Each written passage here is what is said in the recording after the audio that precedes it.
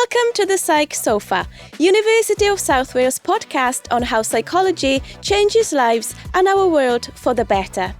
On the sofa today, I am joined by Dr Deborah Lancastle, an associate professor at the university and a health psychologist, and Dr Alexis Jones, a senior lecturer in psychology and an educational psychologist. Both Deborah and Alexis are the co-founders of the Educational Wellbeing Special Interest Group.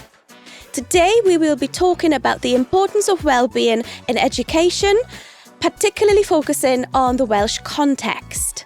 Debs and Alexis, welcome to this podcast. Good morning. Morning. So my first question is about educational wellbeing. Why educational wellbeing? Well, I think it started when Alexis and I were involved in a number of different projects with different local education authorities. We had a PhD student, we had a couple of master's students, and we also had sort of links with different types of people in education. And what became clear is, certainly since the pandemic, there was quite a decrease in educational wellbeing across the piece, really, right from nursery children right through to higher education. So if you think about it, little children would have had some of their most formative years of sort of learning about education and socialising disrupted by the pandemic, and they were coming back to school not ready to learn and not happy. And what became clear in our various discussions is that quite a lot of work in terms of intervention was going on, but that one local education authority would be doing something different to another, that sometimes people didn't know what other people were doing. And one of the things that concerned us was the possibility then that there was lots of good work going on that wasn't being shared.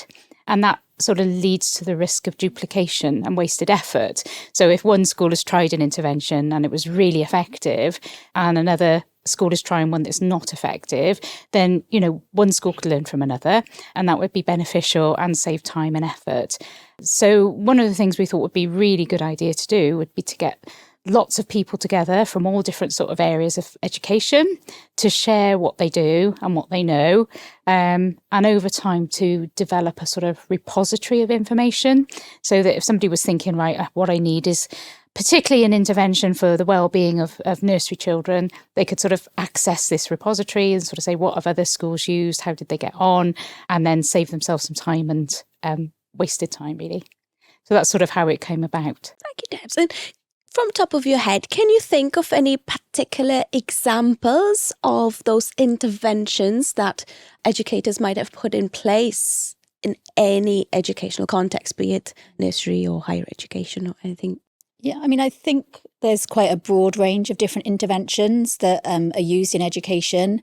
And certainly what we've found from talking to some of the partners that we work with, I've spoken to a lot of educational psychologists, that schools are doing lots of different things. And that's not necessarily a bad thing. Often schools will choose a particular intervention because it works within their context. So there's something really important about it being the right intervention for that school. They know their pupils the best.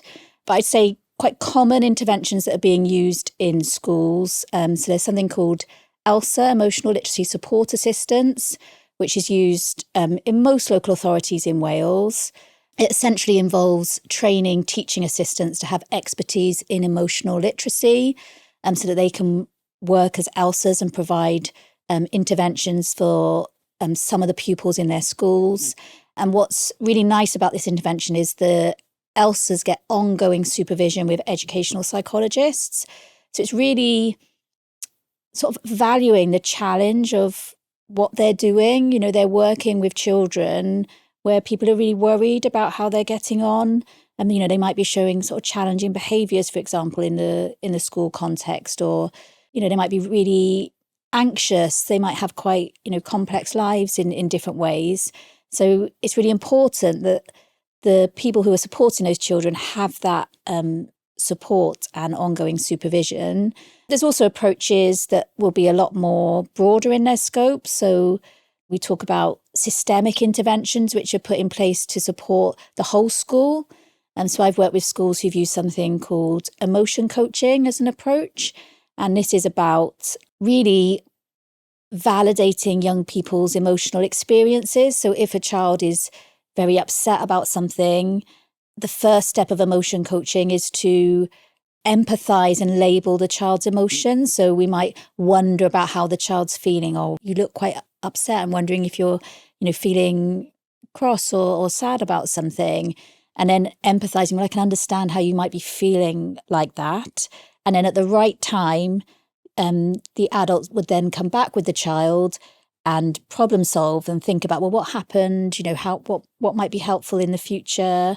So it's really about working with the child and not really dismissing their emotional experience, but saying, look, we understand that you've got this feeling, and helping them to understand what that feeling might be, to be able to talk about it and to problem solve around that in the future. I mean, I could keep talking for ages. There's so many different interventions out there, which I think is the whole point really of this work. Yeah, and I think perhaps one of the most interesting and novel ones is something that we've been working with an education authority called MiSpace, and that's sort of for all children in a classroom. So it's not children identified with problems, which involve sort of having planets, which are well-being planets, and collecting sort of gems to improve the life of your planet by completing some sort of quite real-world tasks and getting those signed off by your teacher. And information about pupils' well-being is then sort of collected electronically. So there's sort of some new and innovative sort of interventions out there as well. So you both are the co-founders of the Educational Wellbeing Special Interest Group. So how did this come about, and what kind of work would sit within that group in particular? Yeah, so I think this is something that's really sort of brand new. So this was the idea that we would try and get people together who are interested in education and educational wellbeing. So we ran an event in the summer and we put the invitation out there. And despite it being a sort of very hot July day, we had sort of 40 representatives from across Wales, including North Wales. People travel quite a long way, who came to sort of share their sort of knowledge and experience and try to come up with some priorities in terms of what should we do next to try and sort of drive educational wellbeing forward in Wales. And I think Alexis got some information about the priorities that we came up with on the day. So what we did was we did something called a group consensus technique. So we found it was a process we went through so that we could gather everyone's views on what they thought were the most important research priority areas for wellbeing interventions in education. And that led us to, I mean, there were lots of discussions, lots of ideas, but we were able to sort of bring those down to 5 key priority areas. So we had one around just evaluating interventions, understanding why they work, but particularly understanding in which context they work best. So that was our number one priority. We had another one around developing safe and inclusive learning experiences. Another one about looking at interventions and thinking about how inclusive the interventions are themselves. Have we thought about different groups? Do they meet the needs of those different groups if it's kind of a uniform intervention? So do we need to look as whether they're culturally appropriate, for example? We had another one which was looking at including the voice of the child and the young person in research. So sometimes we might have a really nice pre and post outcome measure for a particular intervention, but have we actually also got the voice of the children and the young people who are taking part in the interventions? And they also highlighted the importance of talking to maybe recent school leavers to get their views on how they've experienced wellbeing in education and support in education, just after leaving. And then finally, we had one which was looking at more systemic processes in schools and wider policies around wellbeing, and particularly looking at the kind of competing agendas that we have in schools. So schools are often under pressure in terms of delivering strong attainment and academic results. How does that sometimes maybe potentially work against other agendas which are more about focusing on children's broader emotional well-being? So those were our 5 key areas, and that's what we'll be looking to develop more research in those strands. So what are some of the current projects that you both are involved in? So I think probably 2 that we're definitely going to be working on this year sort of are linking into a couple of those priorities. And we've got a sort of history on the MSc Clinical Psychology programme of getting our students to be involved in real life, meaningful applied research as part of their dissertations. So what we're going to be doing is we've got one student who is going to be doing a systematic review of the literature around the relevance, the cultural relevance of educational wellbeing interventions, to see if anybody has actually sort of explored this in terms of, an intervention in the classroom. Is it relevant for everybody of all ethnicities and cultural backgrounds? And we have another couple of students who are going to be looking at the transition to higher education for people of different ethnic backgrounds.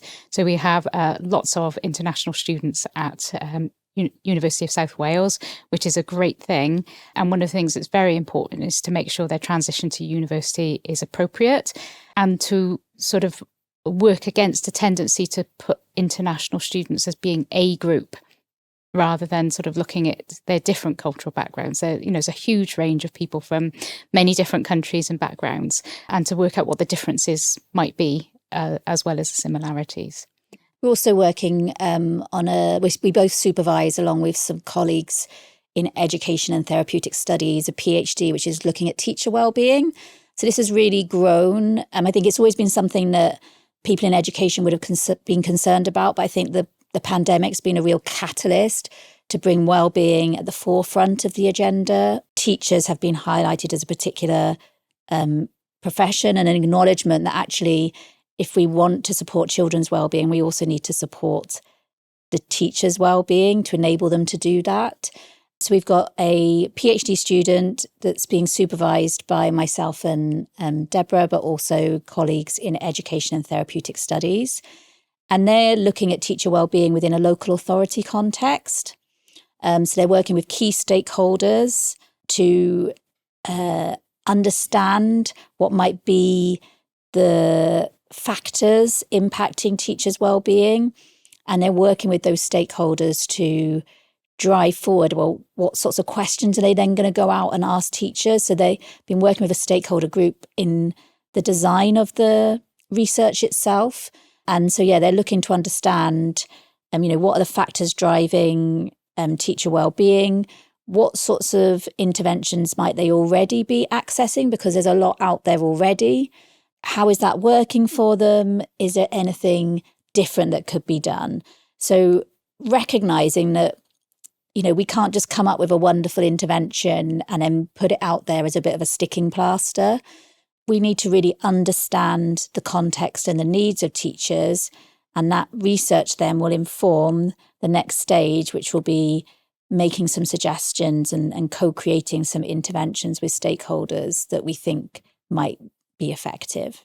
You've mentioned context quite a few times. What about the Welsh context in particular? How does that relate to education and educational wellbeing?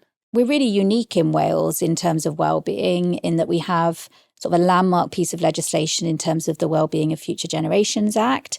And that means that anytime the Welsh Government are going to be making any changes in terms of their legislation or policy, they have to consider how will this impact future well-being. If we think about education specifically, we've got a new curriculum in Wales that's been launched in the last few years, and that places well-being at its heart. So all elements of the curriculum should be working together to support the child's overall well-being. We've also got statutory guidance for schools about taking a whole school approach to well-being. So all schools have to be thinking, about systemically about their school context, what might be the well-being needs, what sorts of changes might they need to make to support that. I think it's right to be thinking about educational well-being interventions, particularly in Wales, because of, we have our own unique curriculum and our own policy direction within Wales.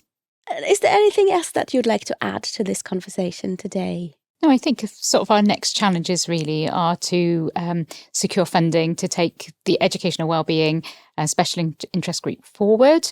We have the initial momentum, but we need to get some sort of support and some funding to take it forward and get some really good research projects done, which are likely to be sort of multidisciplinary across Wales type studies, which obviously have the potential to sort of find out some really important information and to drive forward the agenda about wellbeing in schools. Well, it's been lovely chatting to you today. Thank you very much, both. Klara. Thank you. Thank you. Thank you for listening, and thank you to our guests, Dr Deborah Lancastle and Dr Alexis Jones. To find out more about this podcast, our work and psychology, please search USW Psychology.